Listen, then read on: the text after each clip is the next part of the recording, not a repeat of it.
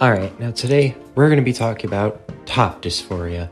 Now, why did I choose top dysphoria? Well, to put it simply, there seems to be a lot of confusion regarding top dysphoria. It seems to be not only vastly represented, but also vastly misunderstood. With that said, let me first explain what top dysphoria is. So, bottom dysphoria is dysphoria about the lower half. So, gender dysphoria, this is the subset of genital dysphoria. Like, oh, I was born with the wrong genitals. Like, I have a pussy and I wanted a dick. I have a dick and I wanted a pussy, right? But top dysphoria is the other way around. Top dysphoria is, oh, I'm flat-chested? I don't want to be flat-chested. Oh, I'm not flat-chested? I want to be flat-chested. So, where does the problem arise? Well, the problem arises with two different things, from two different factors. One, the fact that breasts are considered inherently sexual in most Western societies.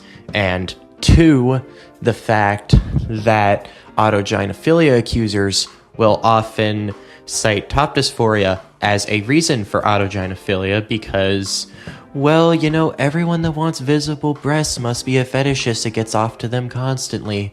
You hear that? Reconstructive surgery of breast cancer victims? Yeah, your surgery is purely for a fetish. Anyway, that is one of the reasons why top dysphoria isn't taken the same way, because according to the narrative that right-wingers and TERFs like to put out, oh, if you're trans, that just means, oh, you want to live as a woman, you want to get your dick sliced off. But in reality, it's not that simple. Branching off of that narrative, the reason why TERFs and right-wing LGBT people like to say that top dysphoria isn't valid is because, not all women have breasts that are visible. You know, there's women out there that are flat-chested. And this might seem logical if you look at it from a surface level viewpoint. You're just gonna be like, oh, okay, you know, they're just being irrational. They're just trying to fulfill their fetish. But what if I told you that is not the case at all? You see, the reason why the argument works at a surface level is because, oh, in the context of that one particular thing, the logic might check out. But it really, really doesn't. Because if, let's say, you have a cis woman that's born with abnormally high levels of testosterone and they manage to grow facial hair, like, are you just going to tell a trans woman, oh, not all women have smooth faces. Some women are born with higher levels of testosterone and they can grow facial hair? You're kind of not. And same thing if you say, like, oh, some women have like massive hands and some women have broad shoulders. It's like, yeah, some women do, but the thing is, those aren't associated with a typical definition of femininity. And at the end of the day, trans women have to pass. And when all these characteristics, if you had one of them and you looked entirely like assigned female at birth, aside from like one of these things, you'd pass. But with all these together, for most trans women, it's a problem. And if I had to pick which causes me more dysphoria, the fact that I'm nearly flat-chested or the fact that I had broad shoulders, I'd have to say it's the fact that I'm nearly flat-chested.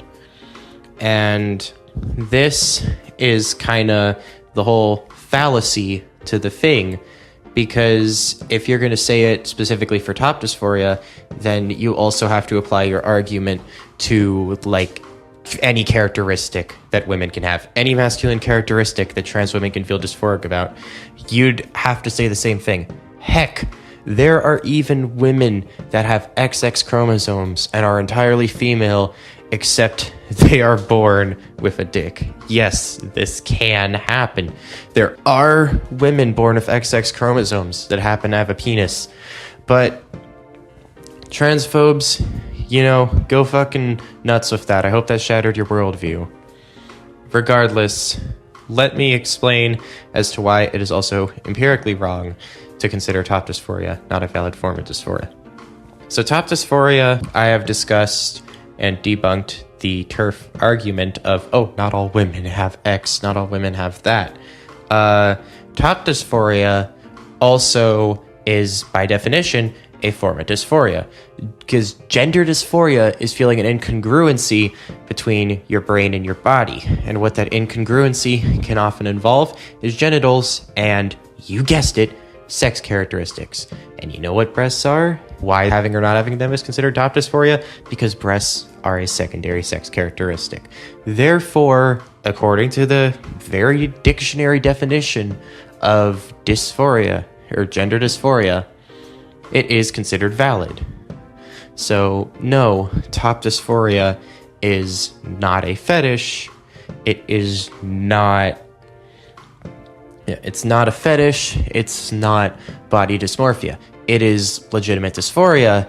And to just claim that, oh, anyone who has top dysphoria is a fetish, yeah, that's kind of wrong because, well, the reasons are just outlined.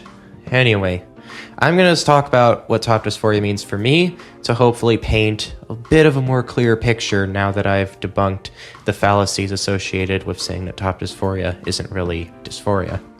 Yeah, top dysphoria for me pretty much involves same mechanisms as bottom dysphoria, like as in when I tuck and I don't see, the evil snake that I was cursed with, to put it lightly, I don't get dysphoria from it. When I get a random erection, I feel dysphoric. I feel like shit. It's the same thing with top dysphoria, kind of. Like when I go to shower and I take off my shirt and I see my flat chest, I'm just like, oh God, right? Or when I'm going around and I feel like a sort of, I don't know, it's like a phantom limb, but not quite, where I feel like something should be there, but it isn't, like a weight or whatever. Yeah. But top dysphoria mostly relies on the same mechanisms. If I use breast forms, for example, or pads, pretty much anything like that, then I feel weight there, I look down, I see curves, and I don't get freaked out, right? So, similar thing to tucking. But even despite me proving that it's dysphoria, another thing that I commonly face is, oh yeah, you just want massive tits so you can get off to them. Breast implants come in multiple different sizes. Just because you get breast implants doesn't mean they're going to be, like, fucking massive, right? Like, they come in all shapes and sizes. You do realize that, right? Like, I know the media likes to portray them as all being huge and obviously fake. They're not. There's some that look pretty fucking accurate. But I'm just going to say that I don't need massive. What I need is something there. I need the feeling of something there. I need the weight of something there. I need the sensation of something there. And from my years using breast forms, I can definitely say that when there is something there, I feel a little less shitty. However, when I go to take off my shirt or like actually have something rub up against it, but I don't feel it, it sort of reminds me that I'm using pads and makes me a little dysphoric, but it's not quite as dysphoric as when I don't have them. So in the end, it is the exact same mechanisms, and the fetish argument mainly comes from the fact that they assume that anyone who wants breast implants is inherently a pervert and inherently sexual, despite the fact that this is not the case. And if you talk to pretty much any trans woman, they'll tell you the same thing. Obviously, not all of them get breast implants, even though it is required in most cases due to the fact that, HRT kind of gives you the short end of the stick. It makes you go for female puberty, but it's not quite as if you were born female, right? That's just like the most I can say, really. But anyway, I hope you learned a thing or two from this video. They can subscribe for more.